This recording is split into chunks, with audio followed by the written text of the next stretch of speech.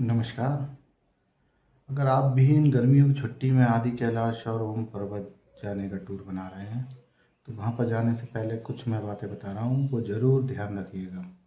यदि ये आप लोग दिल्ली से आ रहे हैं या कहीं और से, तो आपको बेस पॉइंट रहेगा जो आपका, मतलब मैं हल्द्वानी से आपको बता देता हूँ, हल्द्वानी से या टनकपुर से। देखिए, दिल्ली से आएंगे तो भी आपको हल्द्वानी आना पड़ेगा, और अगर आप वेस्ट बंगाल या कहीं और से भी आ रहे हैं तो बाय बरेली टनकपुर तक आएंगे। तो मैं आपको दोनों ही रूट से बता दूंगा कौन सा सही रहेगा आपके लिए और कौन कौन सी आइटिनरी बीच में रहेंगी। टनकपुर से अगर आप चलते हैं तो टनकपुर से आपको लगभग आदि कैलाश की यात्रा पड़ेगी 450 किलोमीटर।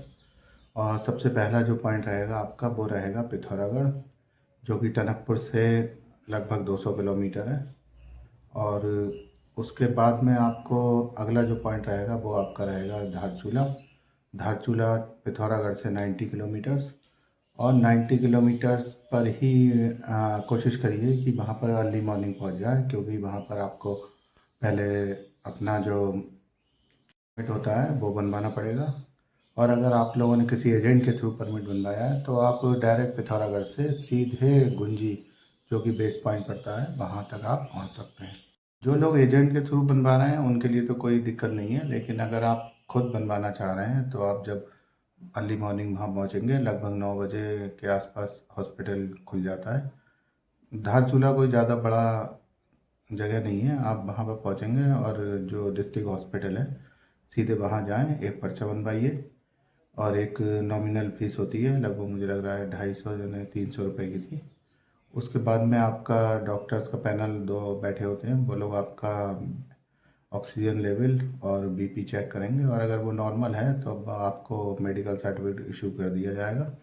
और उसके बाद में आपको बाहर कैफे से एक फॉर्म भरवा लीजिएगा, और एक पुलिस वेरिफिकेशन का भी फॉर्म मिलेगा। उसके पास में ही लगभग 100 मीटर की दूरी पर ही एक थाना है, पुलिस थाना, वहाँ पर आप जाइए, वहाँ से पुलिस वेरिफिकेशन होगा। और इसी काम से पहले तहसील भी जाना पड़ेगा आपको। ये 3 काम हो गए आपके। एक तो मेडिकल बन गया है आपका, पुलिस वेरिफिकेशन भी हो गया है, और उसके बाद आपने ऑनलाइन अपना फॉर्म सबमिट कर दिया है। थोड़ी देर बाद आप तहसील जाएंगे, और तहसील में जाने के बाद में वहाँ से आप वेरीफाई करा लीजिए। मुश्किल से 10 मिनट का टाइम लगता है, वो डिपेंड करता है कि कितनी भीड़ है वहाँ पर। और वहाँ से वो जनरली आपको 4 दिन का परमिट अलाउ करते हैं कि 4 दिन में आपको लौटकर धारचूला वापस आना है। अब परमिट की ज़रूरत क्यों पड़ती है, आवश्यकता क्यों होती है? देखिए, धारचूला से आगे जब आप जाएंगे तो वो एक बॉर्डर एरिया है। शुरू में तो नेपाल का बॉर्डर चलता है गुंजी तक, वो तो कोई दिक्कत नहीं है, लेकिन जब उसके आगे का जो एरिया है वहाँ पर आपको चाइना बॉर्डर, तिब्बत का जो बॉर्डर है वो लगता है। तो इसलिए बॉर्डर एरिया पर जाने के लिए परमिट की आवश्यकता होती है। इसलिए आप लोग को परमिट जो इशू किया जाता है वो लगभग 4-5 जगह चेक किया जाता है रास्ते में। जर्नी जो आपकी शुरू होती है वो धारचूला से।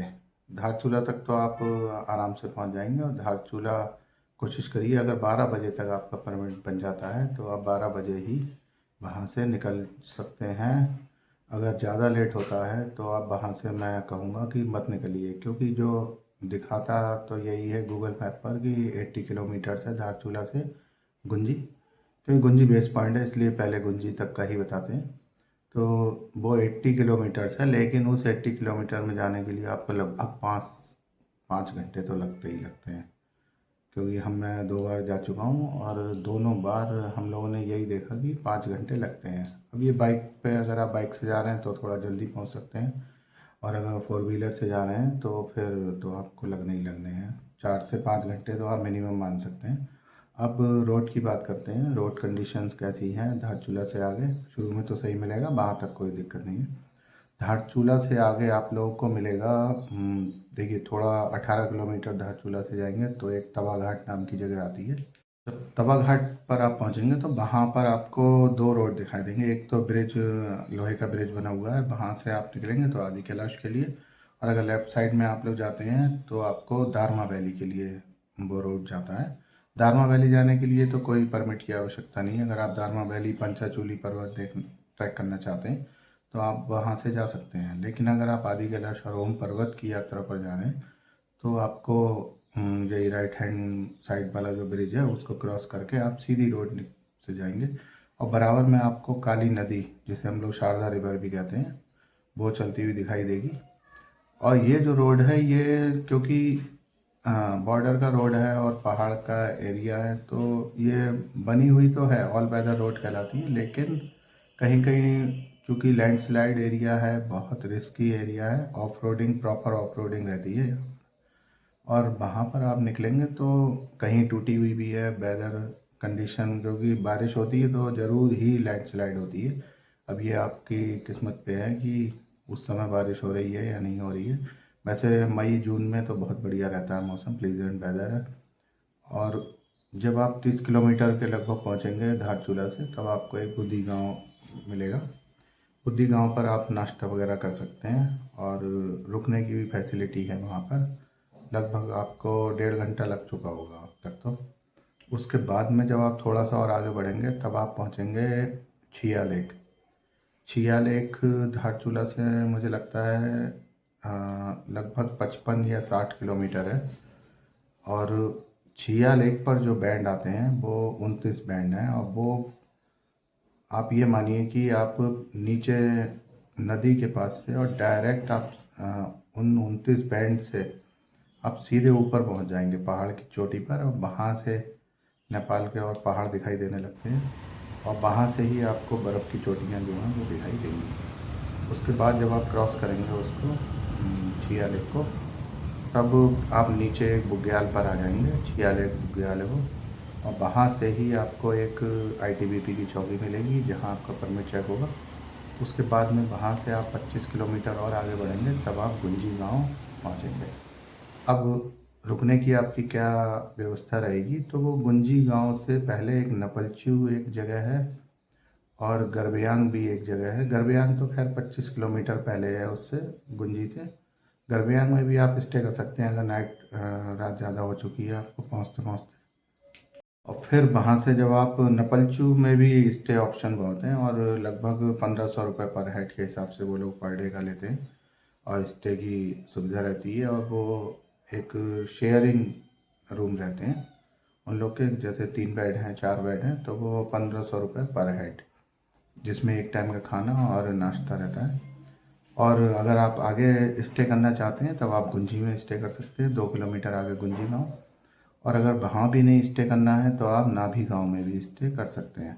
नाभि गाँव में आप रुकिए, जो कि आदि कैलाश वाले ट्रैक पर है। अब हाँ, मैं एक चीज़ और बता दूँ आपको, नपलचू से जब थोड़ा सा आगे बढ़ते हैं 100-200 मीटर, तब आपको 2 रोड दिखाई देते हैं। एक तो लेफ्ट हैंड पर जाएगा जो आदि कैलाश जाता है, और एक रोड है जो राइट हैंड पर जो कि जाता है ओम पर्वत का ट्रैक है। ओम पर्वत पे तो ऑफ रोडिंग पूरी है, 18 किलोमीटर में आपको लगभग 1.5 घंटे का टाइम लगता है। और क्योंकि अल्टीट्यूड बहुत हाई है, इसलिए अगर आप बाइक से जा रहे हैं तो बाइक भी आपको ऐसा लगेगा ऑक्सीजन की कमी हो रही है। और इस रूट पर तो मैं कहूँगा कि आप लोग अपनी व्हीकल से ना जाएं, 4 व्हीलर से। 2 व्हीलर से जा सकते हैं, लेकिन 4 व्हीलर से जाना मेरे हिसाब से तो सही नहीं है, क्योंकि वहाँ बहुत बड़े बड़े पत्थर और ये बोल्डर वगैरह बहुत रास्ते मिलते हैं, वो प्रॉपर ही ऑफ रोडिंग है। और अगर आप जो ये आदि कैलाश वाली रूट है, ये 36 किलोमीटर है उस जगह से, नपलचू गांव से। तो वो आप वहाँ से आप आराम से अपनी 4 व्हीलर ले जा सकते हैं, वो बढ़िया रूट है।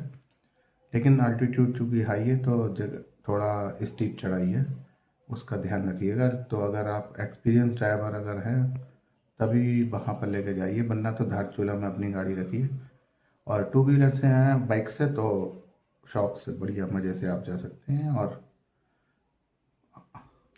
देखिए, बीच में मेरे हिसाब से तो आप लोग नपलचू या गुंजी या सॉरी, बुद्धि में नहीं, आप नाभि गांव में स्टे कर सकते हैं। अगर आप लेट नाइट हो चुकी है वहाँ पर स्टे करिए, अगले दिन अर्ली मॉर्निंग निकलिए। ये मत सोचिए कि 36 किलोमीटर है आदि कैलाश या 18 किलोमीटर है ओम पर्वत। आप जल्दी निकलिए वहाँ से, और जल्दी निकल के ही आप लोग पहले कोटी गांव आएगा। कोटी गांव में आईटीबीपी की चौकी फिर से आपको मिलेगी, वहाँ पर आप लोग सीधे अपनी एंट्री कराकर डायरेक्ट आदि कैलाश तक पहुंच सकते हैं। वो रूट बढ़िया है, बहुत बढ़िया बनाया हुआ है। और उसके बाद आदि कैलाश के दर्शन करने के बाद में वन नाइट स्टे वहीं पे ही करिए, नीचे उतर के जहाँ आपने अपना स्टे ऑप्शन रखा है। और नेक्स्ट डे आप लोग फिर से अर्ली मॉर्निंग में आप लोग ओम पर्वत जा सकते हैं। वैसे कुछ लोग कर लेते हैं आदि कैलाश और ओम पर्वत एक ही दिन में, लेकिन मुझे नहीं लगता कि सही है वो। तो आप लोग ओम पर्वत के लिए नेक्स्ट डे जाइए, और नेक्स्ट डे अर्ली मॉर्निंग जाके आप लोग 12 बजे तक लौट आएंगे, क्योंकि हम लोग तो 12 बजे तक लौट आए थे। और उसके बाद में उसी दिन हम लोग लौट कर पिथौरागढ़ भी आ गए थे। तो आप लोग भी अगर चाहें तो, क्योंकि लौटने पर ज़्यादा टाइम नहीं लगता है, क्योंकि नीचे ही उतरना है लगातार हम लोग को, तो आप लोग जल्दी से जल्दी आ सकते हैं। तो इसलिए जाने में तो 5 घंटे लग गए थे हमें, लेकिन लौटने में मुश्किल से 3 घंटे लगते हैं, और बड़े आराम से आप आएंगे। तो देखिए, एंजॉय करिए। और इस मई के फर्स्ट वीक में ही आदि कैलाश यात्रा शुरू हो जाएगी। आप लोग जाइए, और अगर मैं नीचे कमेंट में अपना फ़ोन नंबर रख दूँगा, अगर किसी को आवश्यकता हो तो मुझे कॉल कर सकते हैं।